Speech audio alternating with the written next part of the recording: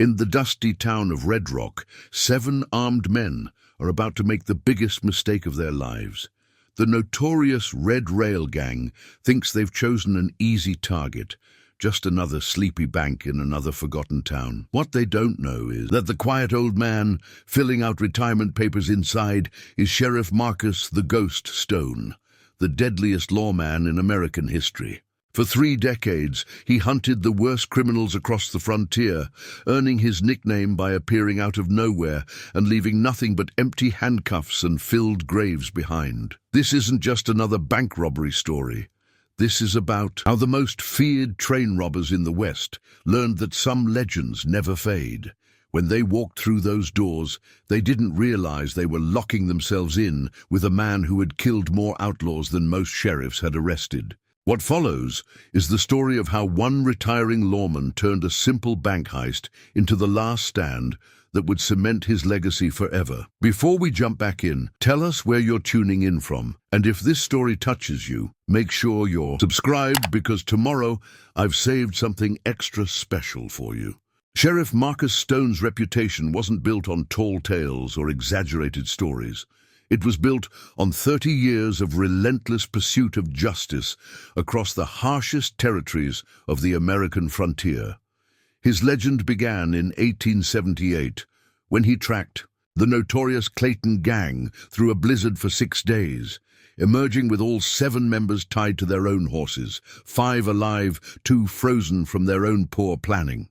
That was just the beginning. Standing in his office on this quiet Tuesday morning, Marcus studied the retirement papers on his desk. At 62, his hair had gone silver, but his eyes remained sharp as ever, missing nothing. The wall behind him told his story better than any book could. Wanted posters with bold red captured stamps across them, newspaper clippings yellowed with age, and a single wooden plaque listing the names of 32 outlaws who'd made the mistake of drawing on him.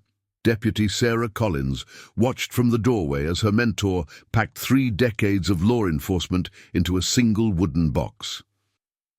"You know," she said, "half the territory still thinks you're some kind of ghost. The stories they tell about you in saloons." Marcus's weathered face creased with a slight smile. "Good. Fear keeps more men honest than any badge ever did." He lifted his legendary Colt Peacemaker, the one with notches so numerous they'd worn, into a single groove.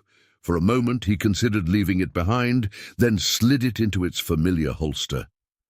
Old habits die hard. The Red Rock. First National Bank stood like a fortress of respectability on Main Street, its red brick walls and polished windows a testament to the town's growing prosperity. Marcus Stone climbed the worn wooden steps, each boot fall echoing with familiar purpose.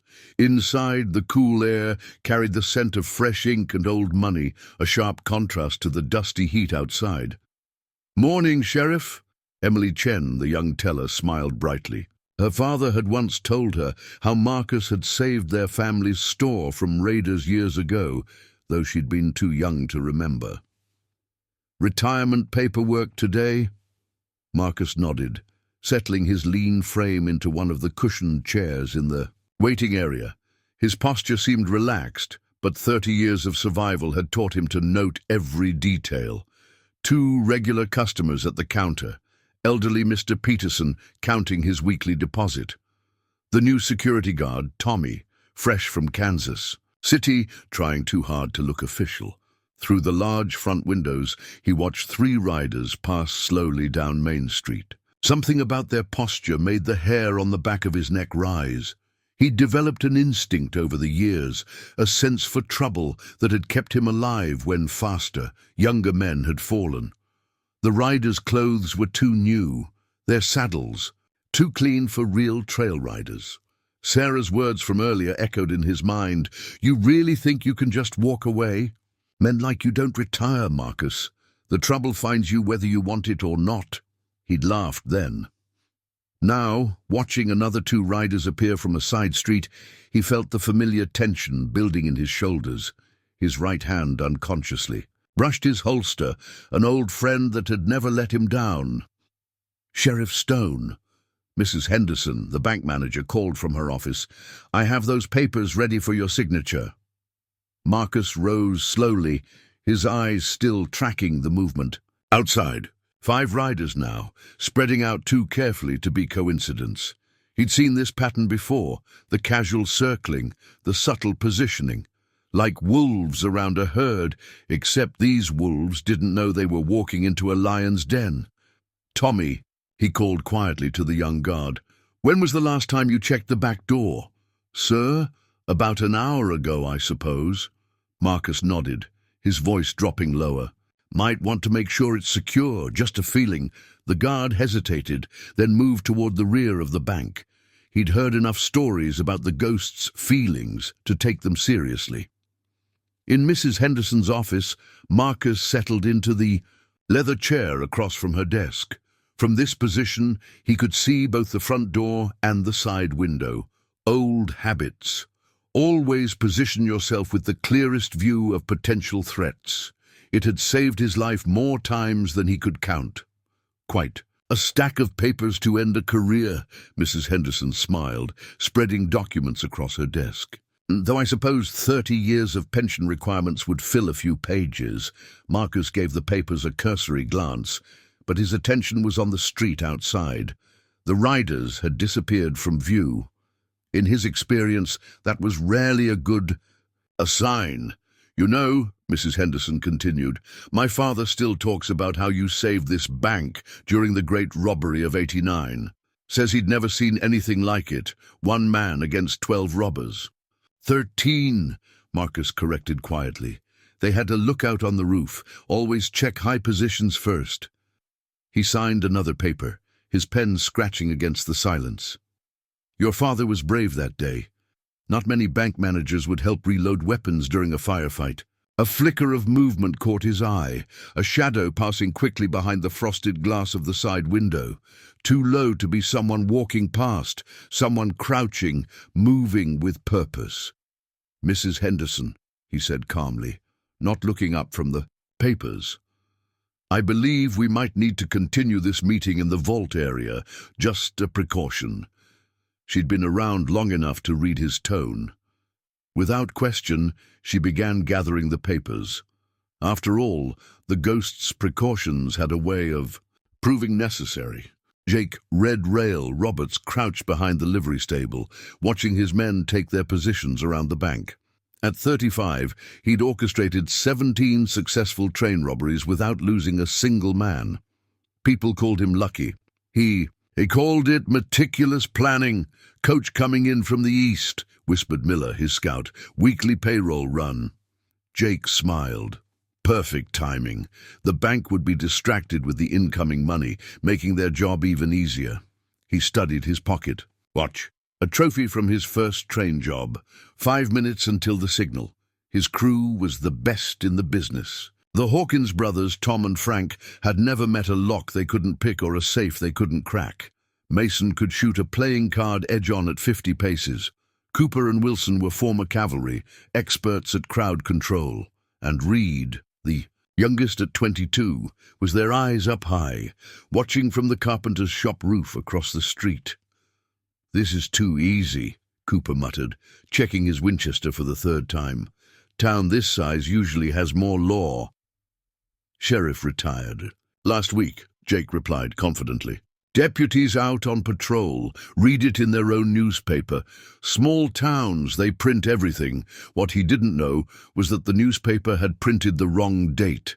A simple typographical error that was about to turn their perfect plan into a legendary mistake. Reed's signal came right on schedule. 3 flashes from a pocket mirror. The coach was 2 minutes out. Time to move.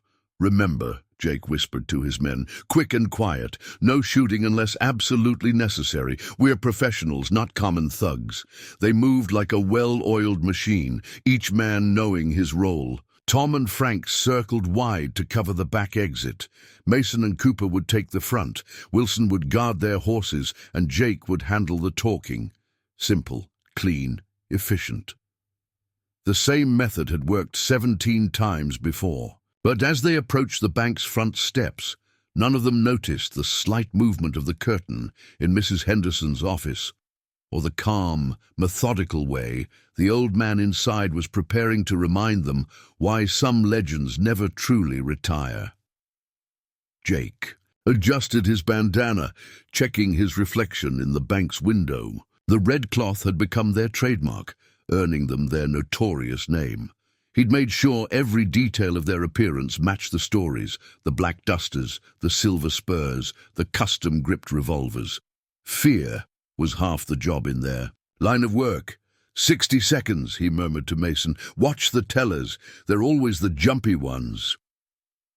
What Jake couldn't see was that inside the bank, a much more experienced professional was already 2 steps ahead of them, quietly moving pieces into position for a very different kind of robbery than the one they had planned.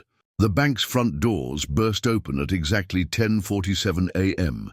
Jake Roberts entered first, his red bandana catching the morning light, followed by Mason and Cooper in perfect formation. Their entrance was theatrical, practiced, professional, designed to inspire fear and compliance without a single shot fired. "Ladies and gentlemen," Jake announced, his voice carrying the practiced charm that had become as much his trademark as the red bandana, "we apologize for the interruption. This is a robbery. Please remain calm and cooperative, and everyone will have an exciting story to tell their grandchildren." Marcus Stone watched from his seat, noting every detail with practiced precision.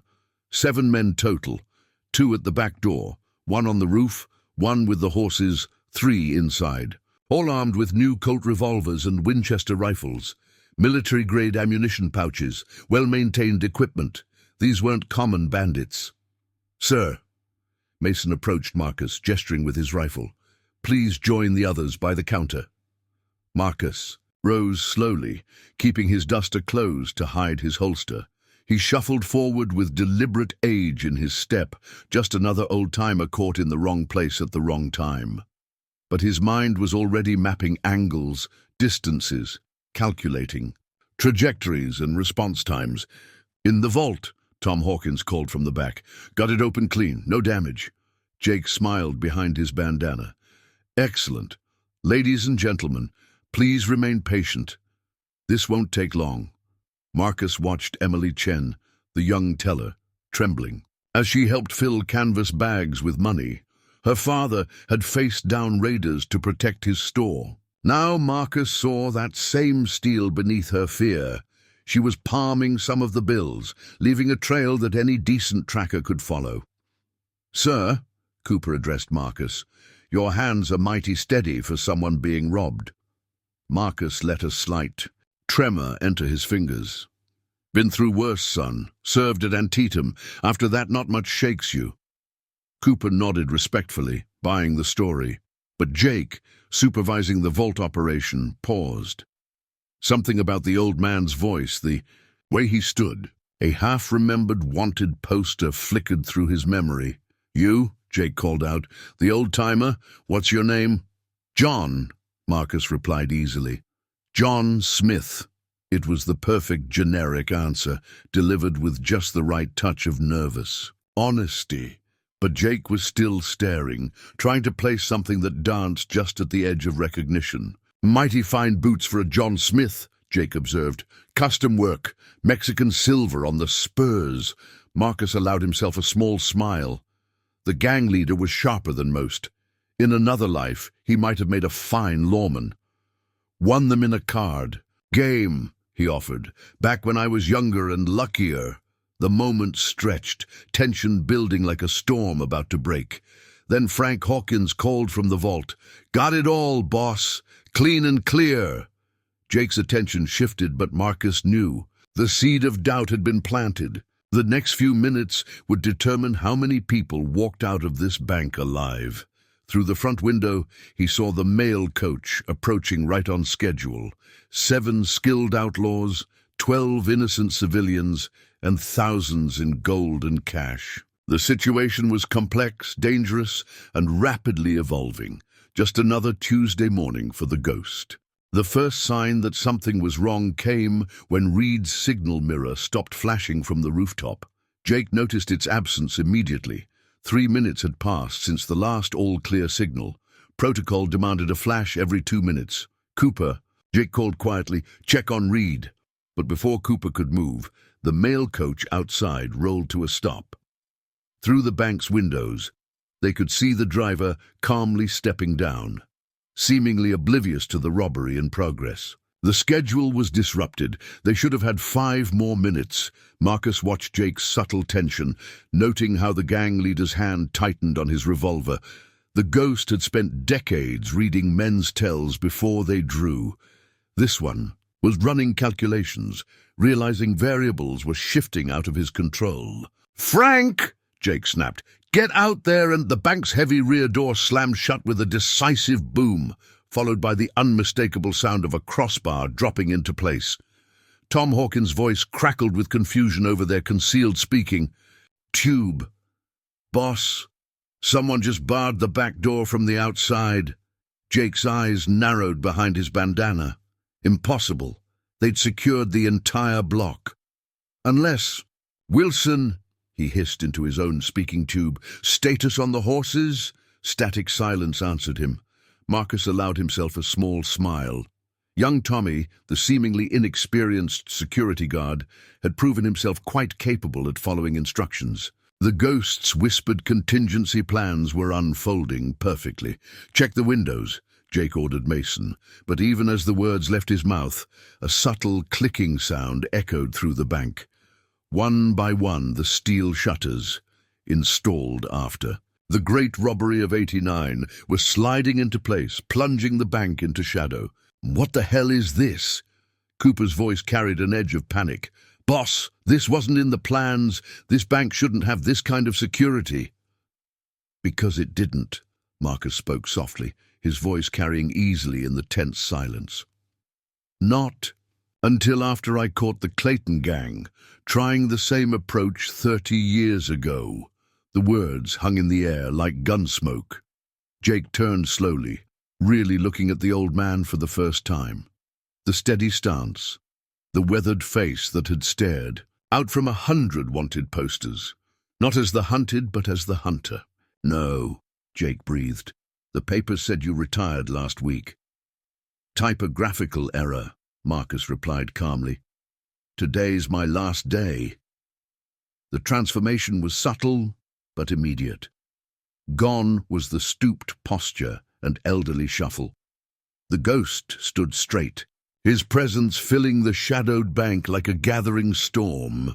"Mason," Jake's voice was tight with controlled fear. "Take him." Mason was fast, one of the quickest guns in 4 territories. But as he reached for his revolver, Marcus moved like liquid lightning. 30 years of experience compressed into a single fluid motion. One moment Mason was drawing. The next, he was staring at his own empty holster while his revolver dangled casually from Marcus's left hand. "That's one," the ghost said quietly. "Now, let's talk about how many of you want to die today, and how many want to walk out of here in handcuffs." Outside, the mail coach driver, Deputy Sarah Collins in disguise, was already coordinating with Tommy to secure the perimeter. Inside, trapped with the most legendary lawman in the West, the Red Rail Gang was about to learn why some ghost stories were built on cold, hard fact. The bank's main room had fallen into an uneasy stillness, like the eye of a storm. Jake Roberts maintained his composed facade, but his eyes darted between exits with increasing frequency. One of his best men had been disarmed in the blink of an eye, and now the legendary ghost was somewhere among the hostages, blending in again as if nothing had happened. "Everyone on the ground," Jake commanded, his voice steady despite the situation. "Face down, hands where we can see them." The hostages complied, including Marcus, who settled down between elderly Mr. Peterson and young Emily Chen. As he moved, he subtly positioned himself to protect them both, while maintaining clear sightlines to all 3 remaining gang members. "Inside, search everyone," Jake ordered Cooper. "Find his weapon." Marcus had already silently passed Mason's revolver to Emily, who concealed it beneath her skirts. His own peacemaker remained hidden under his duster as he lay still, watching Cooper's boots move from hostage to hostage. "Sir," Cooper whispered to Jake, "that mirror signal, it's back, but it's wrong. Pattern's all wrong." Jake's jaw tightened behind his bandana. Someone was using their own signals against them, but who? Reed was their only man who knew the codes. Marcus used the distraction to whisper to Emily, "When I move, stay down. Tell the others. Quiet as you can." The young teller nodded imperceptibly, her hand already reaching for Mr. Peterson's sleeve to pass the message along.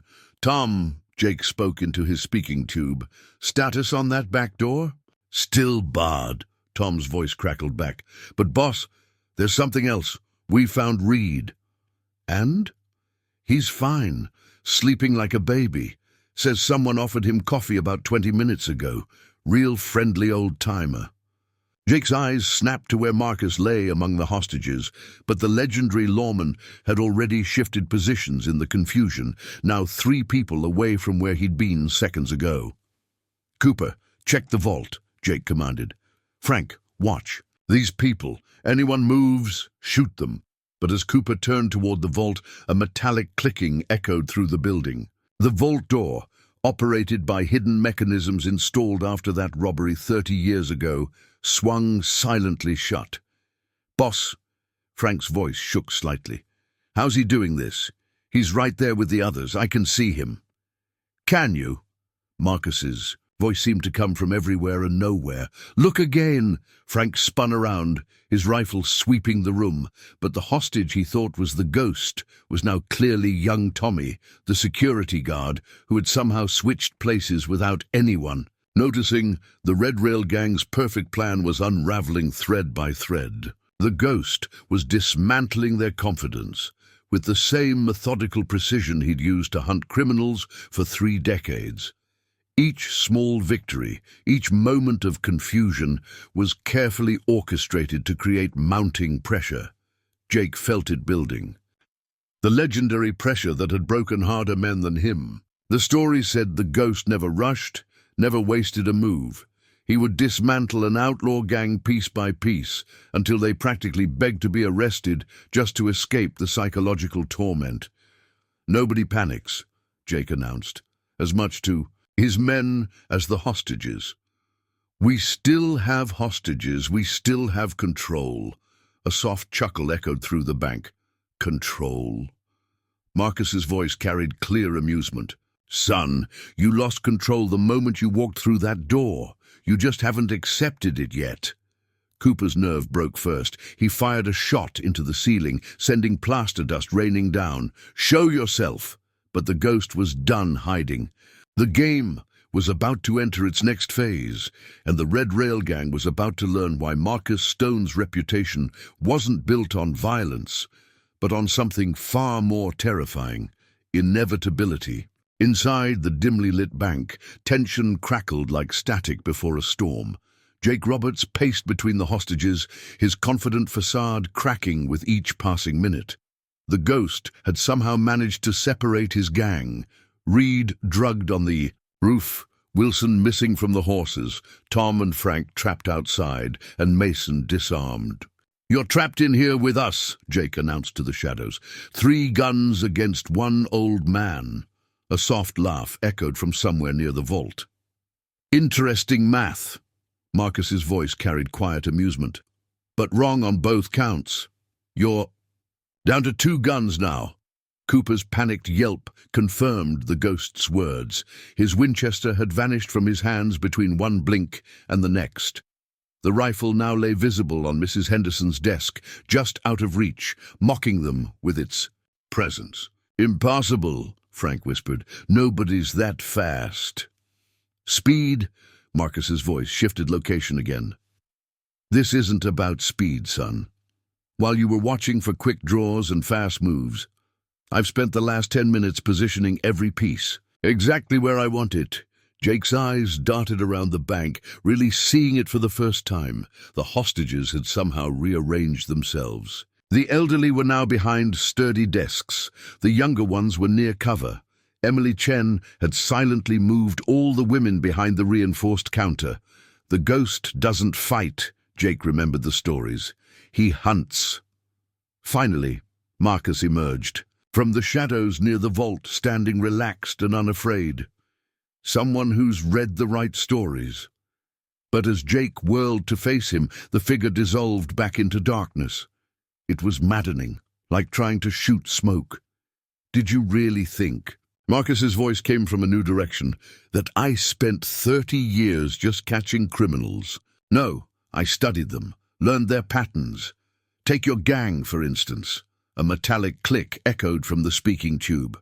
Tom's panicked voice crackled through. "Boss, someone's out here, they're—" Static replaced his words. "Your backdoor men," Marcus continued conversationally. "They always work together. Brothers, right? Close bonds make for loyalty, but they also create predictable behaviors. They'll never split up even when they should." Jake's hand tightened on his revolver. "What did you do?" "Me? Nothing. Deputy Sarah's handling the outside. I taught her everything she knows about exploiting gang dynamics. She's quite good." Another click from the speaking tube. Frank's breathless voice. "Jake, they're everywhere. We need more static." The ghost was systematically stripping away Jake's support structure, isolation through psychology rather than violence. Each revelation, each lost man, added to the mounting pressure. "Your scout read?" Marcus continued. "Young, eager to prove himself.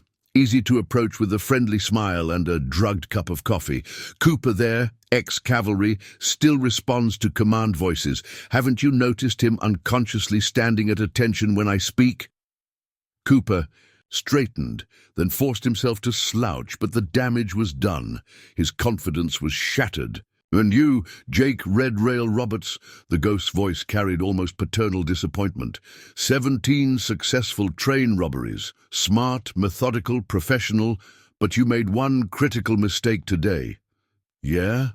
Jake's voice cracked slightly. "What's that?" "You thought the stories about me were exaggerated." A sudden shaft of sunlight pierced the gloom as one shutter opened momentarily. In that brief illumination, the hostages moved with practiced coordination, flowing like water into defensive positions that had been carefully prepared over the last 10 minutes. Jake finally understood. Every word, every movement, every shadow had been orchestrated. The ghost hadn't just been playing with them.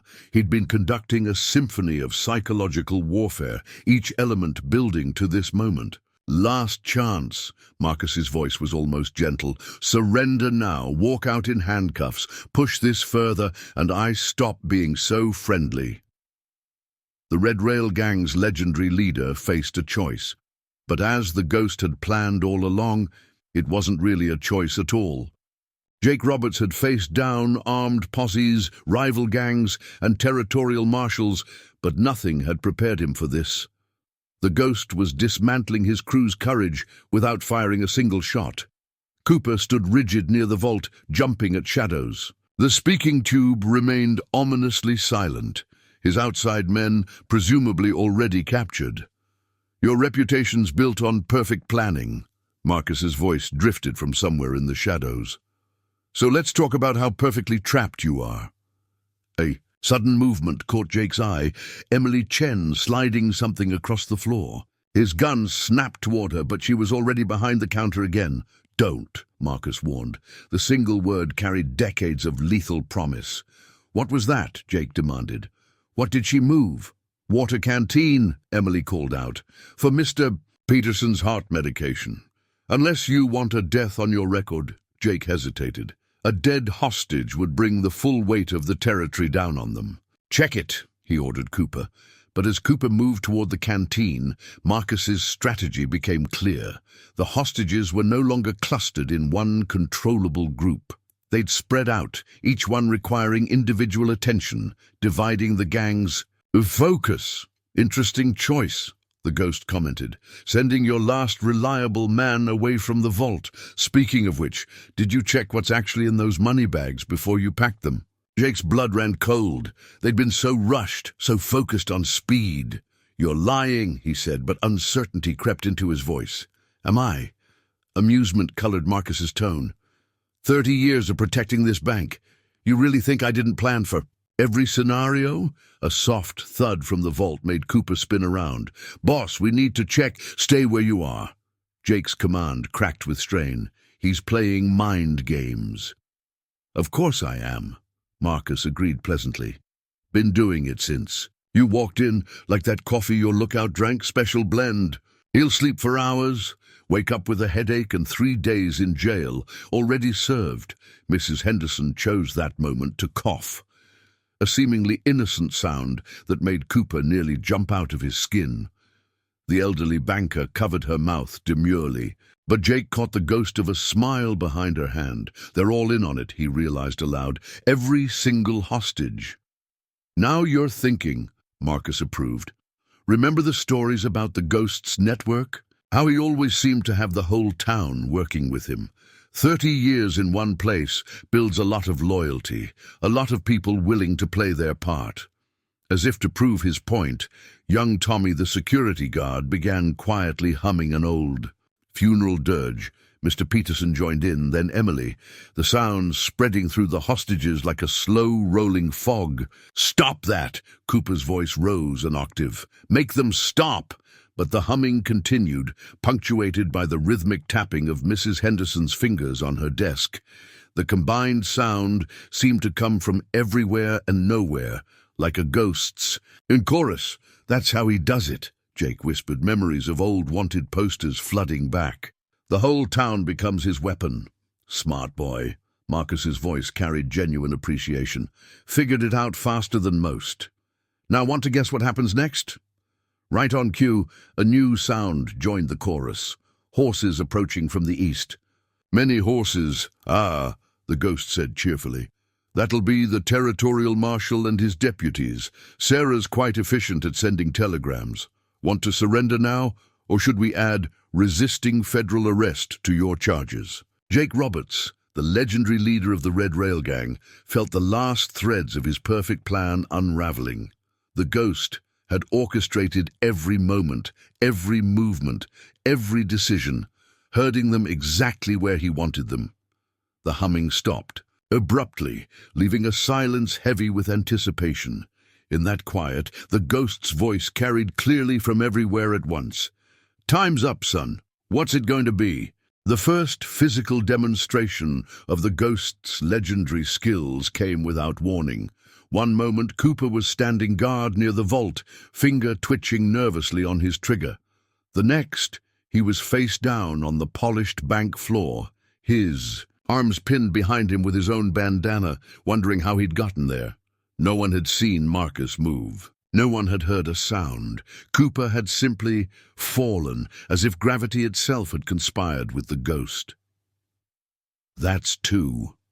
Marcus's voice echoed from the shadows. "Just you left, Jake. Your gang's record of never losing a man is about to be broken." Jake, backed against a wall, his gun sweeping wildly across the bank's main room. The hostages remained eerily calm, as if they were attending a Sunday social rather than a bank robbery gone wrong. "Show yourself!" Jake's voice cracked. "Face me like a man!" A low chuckle rippled through the bank. Interesting choice of words. The last man who said that to me was Carlos Quick Draw Martinez. Know what happened to him? Martinez disappeared. 10 years ago, Jake replied, cold sweat beading on his forehead. Nobody ever found... "Oh, they found him," Marcus interrupted. 2 weeks later, locked in his own horse trailer, playing poker with his gang, all of them quite alive, completely unharmed, and very, very ready to confess. The story hit Jake like a physical blow. Martinez had been a legend, faster than lightning, feared across 3 territories. And the ghost had turned him into a cautionary tale without firing a shot. A floorboard creaked behind Jake. He spun, firing instinctively into empty air. The shot was deafening in the enclosed space, but when the echo died, something else had changed. His gun felt lighter. "Looking for these?" Marcus's voice came from directly above. Jake looked up to see his gun's bullets arranged in a neat line along a ceiling beam, glinting in the dim light. His loaded revolver was now just expensive iron. "Impossible," Jake breathed. "Nobody's that good, son." The ghost's tone carried almost grandfatherly patience. "I've been doing this since before you were born. Did you really think I spent 30 years just shooting people? This is art." As if to demonstrate, a shadow seemed to detach itself from the wall. Jake fired his empty gun purely on reflex, the click of the hammer falling on empty chambers, echoing his mounting desperation. The shadow solidified into Marcus Stone, standing calmly between Jake and the hostages. But this wasn't the retirement bound old man they'd dismissed earlier. This was the ghost in his full legend, straight-backed, eyes sharp as steel, presence filling the room like storm clouds. "Want to know your biggest mistake today?" Marcus asked conversationally, seemingly unbothered by the empty gun still pointed at him. "Besides the obvious one of robbing my bank on my last day?" Jake found himself nodding, mesmerized despite his terror. "You planned for a robbery," the ghost explained. "I've spent 30 years planning for men like you.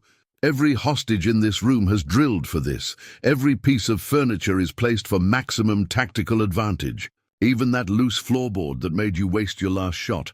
I personally worked it loose over 3 years ago, just for moments like this." The full weight of their situation finally hit Jake Roberts. They hadn't walked into a bank robbery. They'd walked into a 30-year trap, built by a master who'd spent 3 decades perfecting every detail.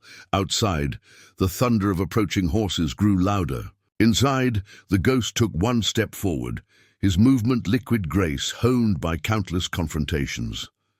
"Now then," Marcus said softly, "shall we discuss surrender? Or would you like a more practical demonstration of why they call me the Ghost?" Jake Roberts had grown up hearing stories about the ghost. Every outlaw worth their salt knew the tales, how he could appear from nowhere, move through solid walls, disarm a man without leaving a mark. He'd always assumed they were exaggerations, campfire stories meant to scare young bandits straight.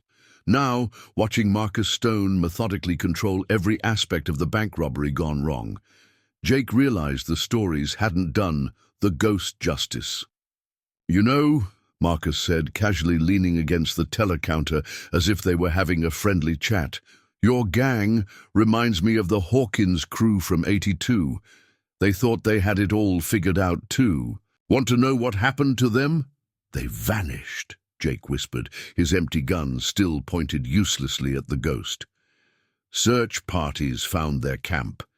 Everything laid out neat as you please. But no gang." 3 days, Marcus nodded. "That's how long they spent in their own camp, completely invisible to the search parties walking right past them. Amazing what you can do with a false floor and some careful planning. They broke after the 2nd day, wrote out full confessions just to see the sun again." Emily Chen, still behind her counter, smiled knowingly. Every banker, teller, and regular customer in the room seemed to share some private joke. A coordinated performance 30 years in the making. "The native tribes," Marcus continued, taking one fluid step forward, "they had a name for me before I became the Ghost. They called me the man who walks through time. Said I could see every move a warrior would make before he made it. Want to know the secret?" Jake found himself nodding, enthralled despite his mounting fear. "Patience." The ghost's voice carried decades of experience. "I've watched men like you plan robberies for 30 years. Every possible approach, every likely reaction. That loose board you're about to step on, I've seen 100 men put their weight on it. The way you're favoring your right leg tells me you'll dodge right when pressed. The twitch in your gun hand says you'll try one last desperate shot with an empty gun in about 3 seconds. Jake's finger tightened on the trigger automatically, exactly as predicted. "Click see?" Marcus smiled. "Like reading a book I've memorized. Now let me tell you how the next 5 minutes will play out." He began walking a slow circle around Jake, each step measured and deliberate. "First, you'll consider rushing me, natural instinct. But your leg, injured in that train job last month, won't let you move fast enough. Then you'll look to the windows, thinking about escape. But Sarah's got 14 deputies posted outside. I can tell by the horse steps. Finally, you'll remember every story you ever heard about the ghost, and you'll realize something important. What's that? Jake's voice was barely a whisper. That surrendering to me is the kindest option you have left. Ask the Martinez gang. Ask the Hawkins crew. Ask any of the men I've hunted. The ones who surrendered early, they served their time and walked free. The ones who resisted, Marcus let the sentence hang. Through the bank's windows, they could see the afternoon sun casting long shadows. The territorial marshal would arrive within minutes. Jake Roberts, the most successful train robber in 3 territories, felt the last of his resistance crumbling. The stories, he said finally, they don't tell the worst part, do they? Oh? Marcus raised an eyebrow. They talk about your tricks, your speed, your planning, but they don't tell folks the scariest thing about the ghost. And what's that, son? That you make a man defeat himself. Make him want to surrender. Just to end the waiting, the pressure, the knowing that he never had a chance to begin with. For the first time, Marcus Stone's smile reached his eyes. Now that, he said softly, is why they call me the ghost. I don't haunt places, Jake. I haunt men's minds until they've got no choice but to do the right thing. Outside, the first territorial marshal's badge flashed in the sunlight. The territorial marshal's approaching posse wasn't galloping in with guns blazing. They were advancing slowly, methodically, the ghost's influence evident in their precise formation. Jake watched through the bank's windows as the lawman systematically surrounded the building, taking positions he'd already guessed Marcus had prepared years in advance. 32 minutes, Marcus announced casually, checking his pocket watch. That's how long you've lasted so far. Second best record in my career. The Martinez gang made it to 37 before they broke. Cooper, still bound on the floor, let out a strangled laugh. Just tell us how you did it all, Ghost, before we spend years in prison wondering. Fair enough. Marcus settled into Mrs. Henderson's chair, the picture of relaxed authority. Let's start with your perfect planning. You chose Tuesday because the sheriff's office prints its patrol schedules on Monday, except Sarah's been printing fake schedules for 3 months, ever since your gang started operating in the territory. Jake's shoulders slumped. The newspaper article about your retirement, written by Emily here, Marcus nodded toward the young teller. Her father owns the print shop. We've been laying this trap since your 3rd train robbery, when I recognized your pattern. Our pattern? Cooper asked, professional pride stung. Clean jobs, no casualties, military precision. You had to be ex-cavalry, which meant you'd read the patrol schedules.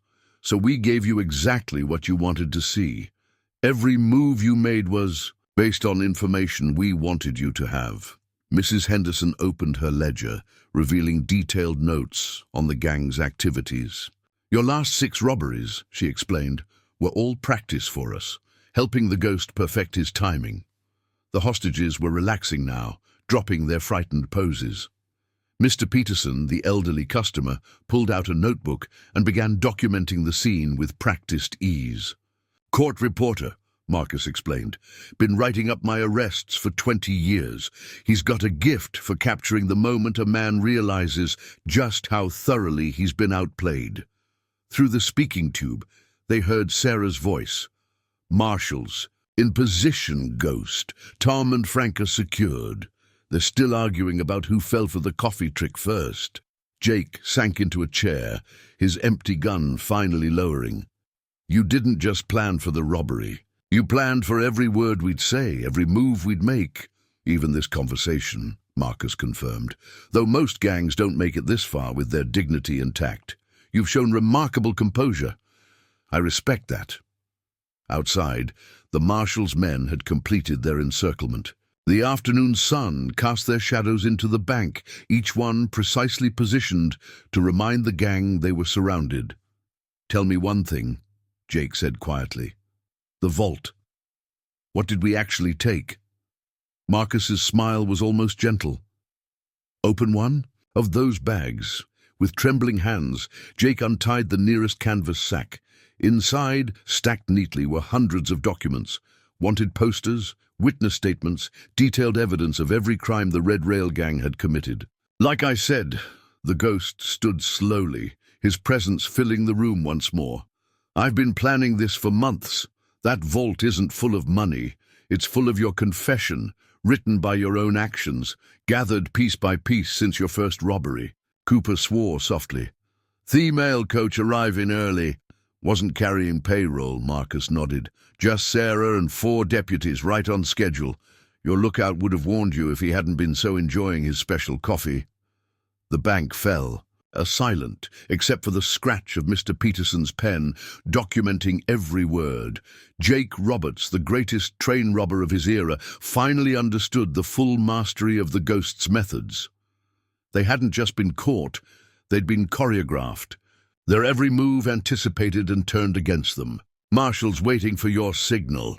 Sarah's voice came through the tube again. Marcus straightened his coat, every inch the legend he'd spent 30 years becoming. Well, gentlemen, shall we give Mr. Peterson a proper ending for his report? Something with dignity, perhaps? Jake looked at his bound men, the useless guns, the hostages who'd never really been hostages at all. The ghost had orchestrated every moment, turning a simple bank robbery into a masterclass in strategic manipulation. Write it like this, Jake said to the court reporter. On his last day of service, the ghost proved why some legends never die, because they were never just legends to begin with. Just as Jake Roberts was ready to surrender, a sound cut through the bank's tense atmosphere. Laughter. Not from the ghost, not from the hostages, but from Cooper, still bound on the floor. Oh, this is rich, Cooper managed between chuckles. Real rich. You don't recognize me, do you, Ghost? Marcus Stone's expression didn't change, but something shifted in his eyes. A flicker of recognition, quickly masked. Should I? The ghost's voice remained calm, but the hostages who knew him best caught the subtle tension.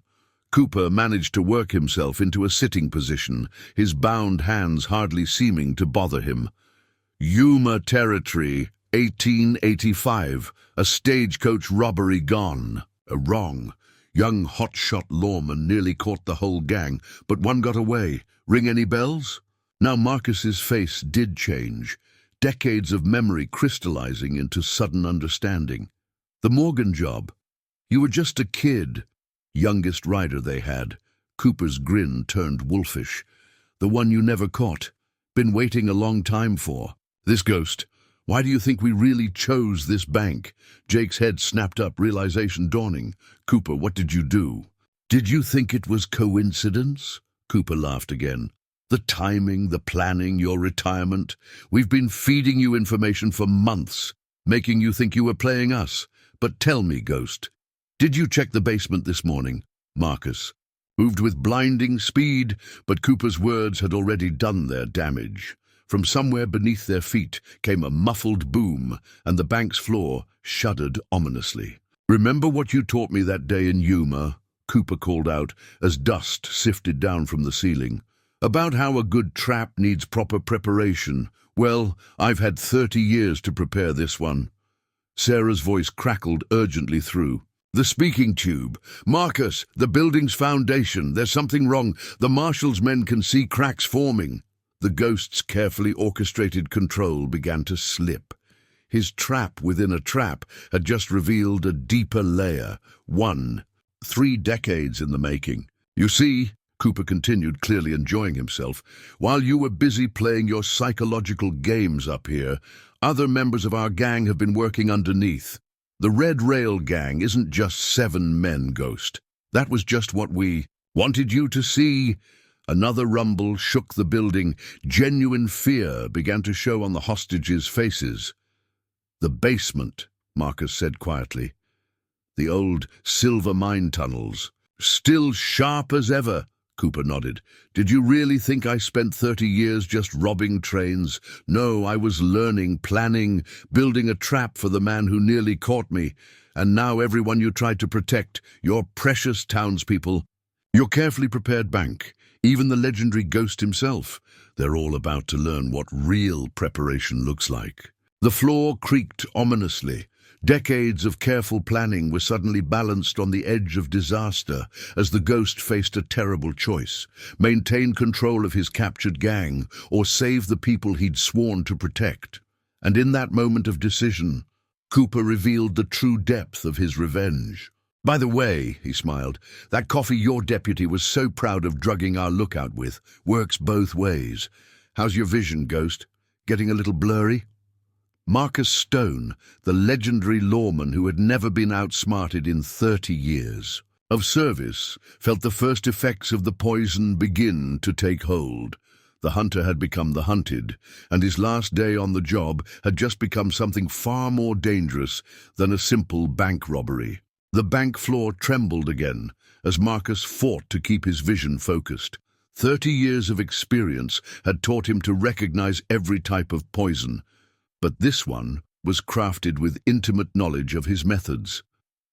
Cooper hadn't just wanted revenge, he'd wanted to strip the ghost of his legendary abilities. Having trouble staying upright, Cooper taunted, easily slipping his bonds, restraints he'd allowed Marcus to place. The poison's special affects balance first, then vision, then fine motor control. Everything that makes the ghost so ghostly. Jake Roberts stood straighter, his earlier defeat transforming into renewed confidence. "You planned this from the start?" 30 years, Cooper confirmed. "Watched every arrest, studied every technique. The ghost taught me more by hunting me than he ever realized. Like how he takes his coffee, black, 2 sugars, every morning at the bank while doing paperwork." Marcus steadied himself against a desk, his legendary grace already compromised. But even as his body betrayed him, his mind remained sharp, calculating, adapting. "Sarah," he spoke into the tube, his voice steady despite everything. "Evacuation pattern Delta, now." The hostages began moving with practiced precision, but Cooper's laugh stopped them. "Oh, I wouldn't. Those mining tunnels under us, they're not just threatening the bank's foundation, they run under half the town. One wrong move and, well..." Another rumble emphasized his point. Mrs. Henderson's carefully organized desk shifted. 2 inches to the left. "You were never after the money," Marcus said, understanding finally dawning. "This whole thing, the gang, the robberies, even getting caught, it was all just to get to this moment." "Give the man a prize!"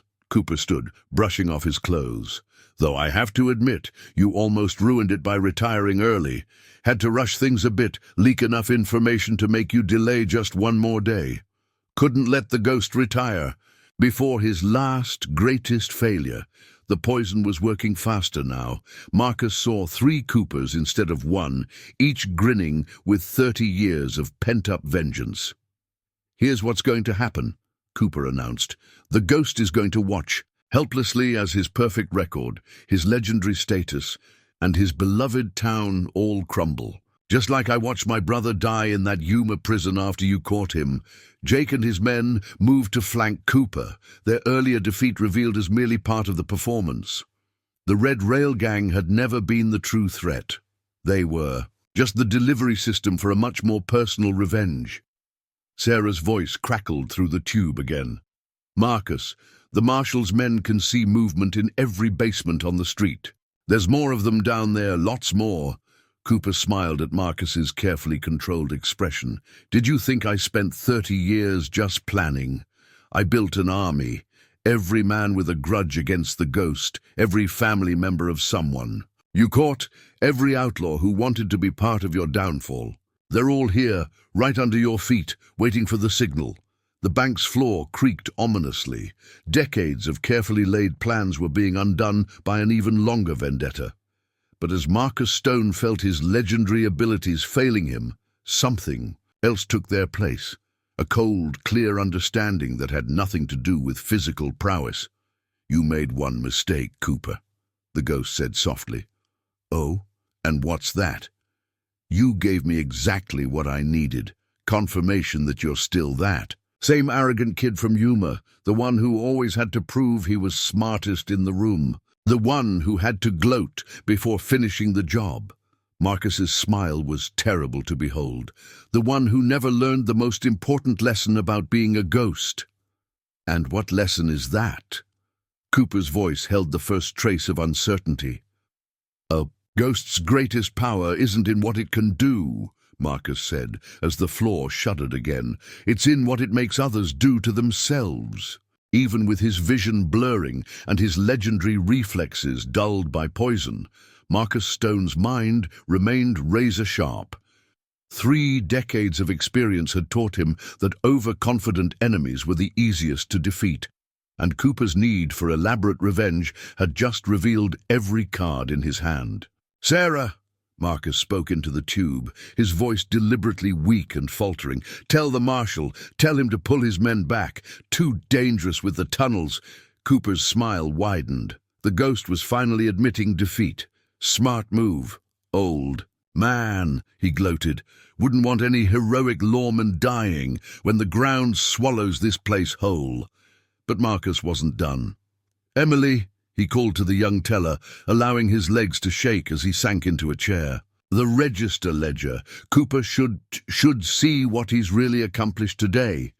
Emily understood immediately. Moving slowly, making a show of fear, she brought the heavy leather ledger to Cooper.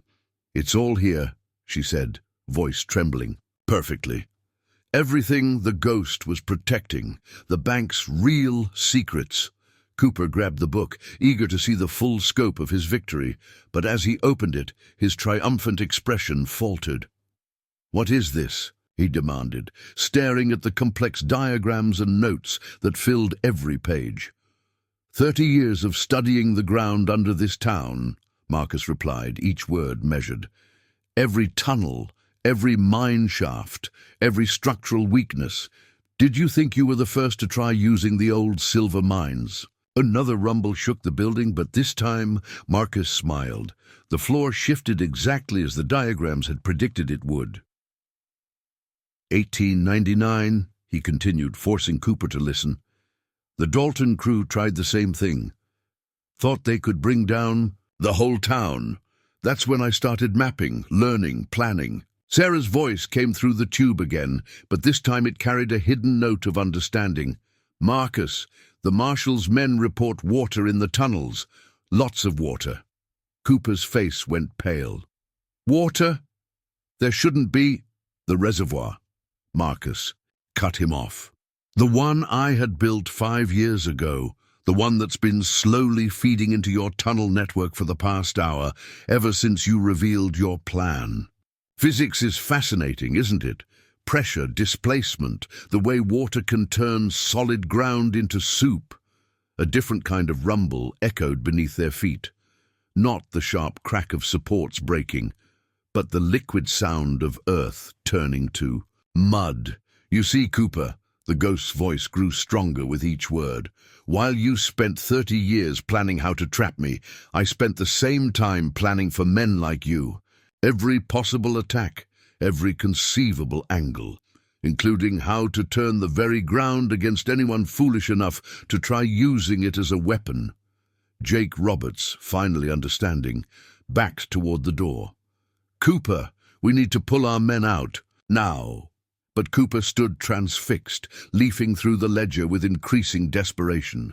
Every page revealed another layer of Marcus's preparations, another failsafe, another trap within a trap. "Your army down there," Marcus said softly, "the one you spent so long building. They're not in a position to dig anymore, are they? The water's rising, the tunnels are filling, and they have exactly 2 choices. Surrender to the marshal's men at the tunnel exits I've known about for decades, or—" He left the sentence unfinished. Cooper looked up from the ledger, seeing the ghost through new eyes. The poison might have taken Marcus's physical abilities, but it had done nothing to dull the tactical genius that had made him legendary. "How?" Cooper whispered. "Even knowing about the tunnels, how could you have prepared so perfectly?" Marcus Stone rose from his chair, and suddenly the weakness seemed to fall away like a discarded cloak.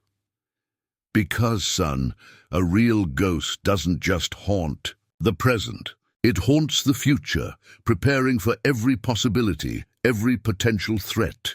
You thought you were playing a 30-year game. He stepped forward, and despite the poison, despite everything, his presence filled the room like a gathering storm. Welcome to a game that started before you were born. The bank's foundation groaned as water continued filling the tunnel network below.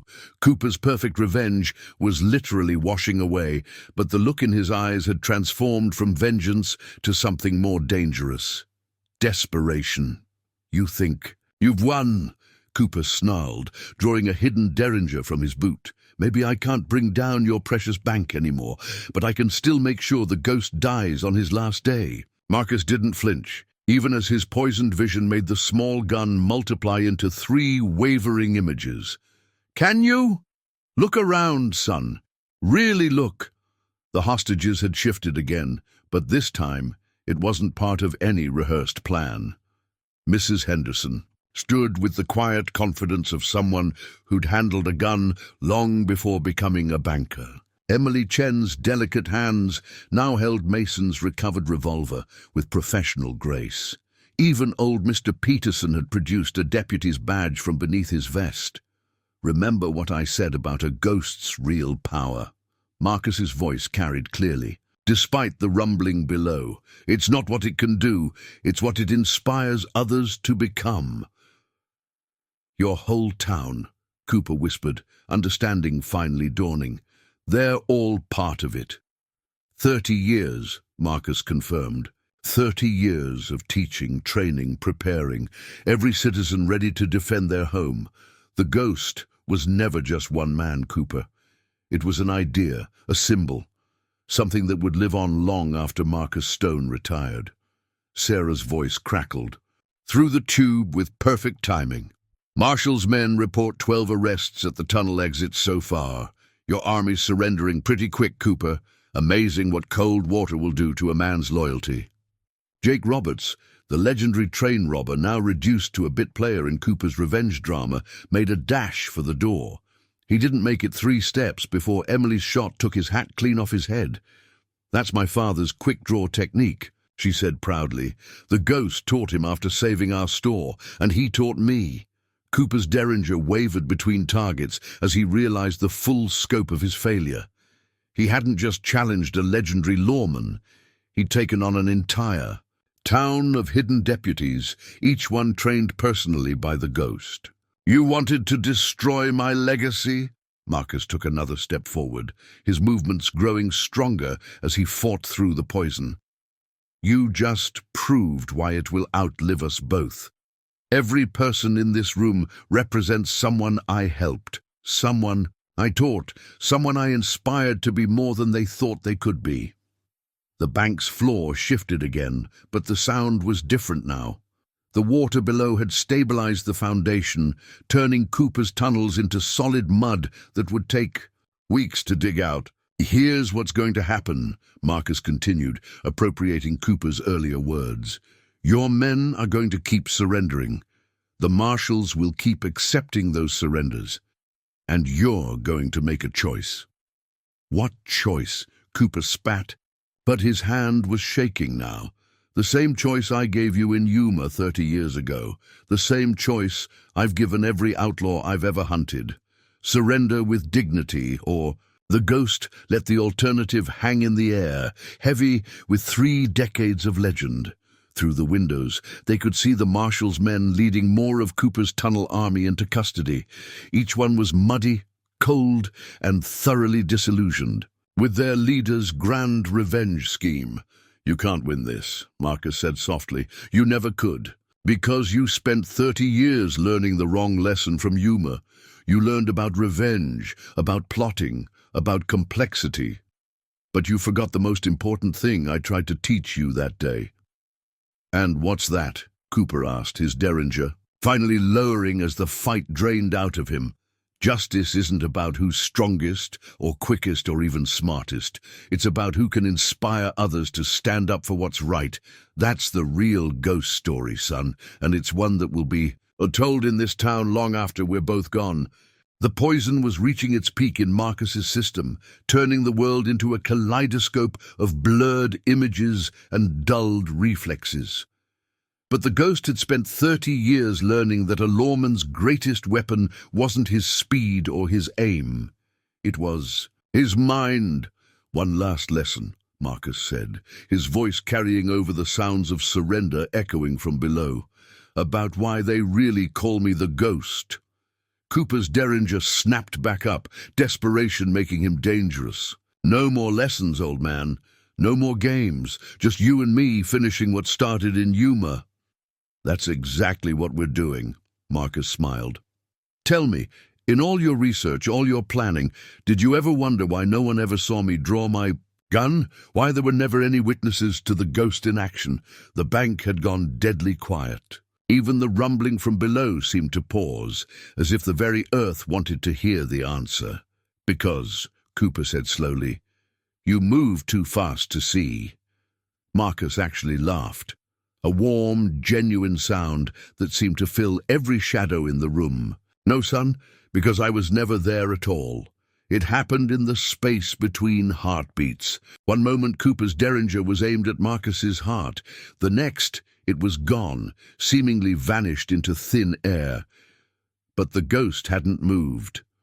Over here, Emily called sweetly, holding Cooper's derringer along with Mason's revolver. Impossible, Cooper breathed. I never felt. Look at your hands, Marcus instructed. Cooper did. His fingers were wet, not with water from the tunnels, but with oil. The same oil that had been carefully, invisibly applied to his derringer when he was first bound on the floor. The ghost doesn't fight, Marcus explained. He prepares. Every surface in this bank has been part of my plan for 30 years. Every floorboard, every counter, every weapon. I didn't take your gun, Cooper. You dropped it, exactly as I knew you would, when your oiled fingers couldn't maintain their grip. But the poison, Cooper protested. I saw it affecting you. Oh, it is, Marcus confirmed. Quite badly, in fact. Can barely stand. But you made the same mistake everyone makes, thinking the ghost's power was in his movement, his speed, his accuracy. The poison was your tell, Cooper. The moment you mentioned it, you revealed everything I needed to know about your plan. Understanding dawned in Cooper's eyes. You've been playing weak, making me think I had the upper hand. Making you reveal every part of your plan, every hidden card, every secret tunnel. Marcus nodded.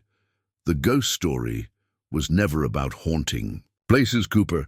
It was about haunting minds, making criminals defeat themselves by revealing their own weaknesses. Through the speaking tube, Sarah's voice carried a note of triumph. Last tunnel secured, Ghost. Every single one of Cooper's men accounted for. The afternoon sun slanted through the bank's windows, painting the scene in shades of gold and shadow. Cooper stood alone now, his 30 years of planning undone not by force or violence, but by the same psychological mastery that had made the ghost a legend. Your brother, Marcus said softly. The one who died in Yuma prison. Want to know why? He really died? Cooper's face went pale. What? He didn't just get caught that day. He came to me, turned himself in, said his little brother was heading down a dark path, needed to learn a hard lesson about consequences.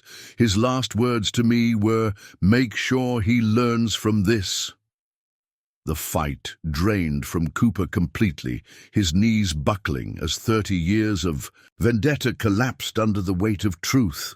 All this time, Marcus continued, you've been proving your brother right. And I've been keeping my promise to him, waiting for the day you'd finally learn the lesson he died trying to teach you. As if on cue, the territorial marshal himself stepped through the bank's doors, taking in the scene with professional appreciation. Well, Ghost, the marshal said, looks like you're retiring with a perfect record after all. Marcus Stone looked around the bank, at the citizens he'd trained, the town he'd protected, and the last outlaw of his career learning that some ghosts are born not of violence, but of wisdom. No, the ghost said quietly. "I'm retiring with something better than a perfect record. I'm retiring with a legacy that will haunt these territories long after I'm gone. And that, Marshal, is worth more than all the gold in this bank." A week after the Red Rail gang's failed robbery, Marcus Stone stood on the bank steps one last time. The morning sun cast long shadows across Main Street, where townsfolk were already gathering to bid farewell to their legendary protector. Foundation repairs were underway, Cooper's tunnels being filled with concrete to ensure no one would ever try that scheme again.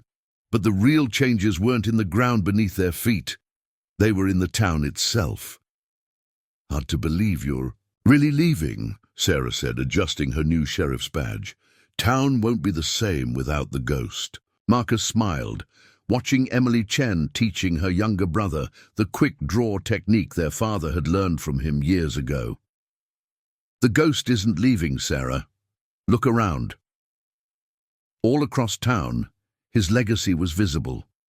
Mrs. Henderson discussing security plans with the new bank guard, Mr. Peterson training his court reporter apprentice in the art of observation, every citizen carrying forward the lessons, the techniques, the wisdom of 30 years.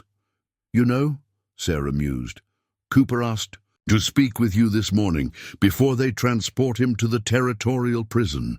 "I know," Marcus patted his deputy's shoulder. "Already saw him at dawn." "And?" "Told him the same thing I told his brother in Yuma.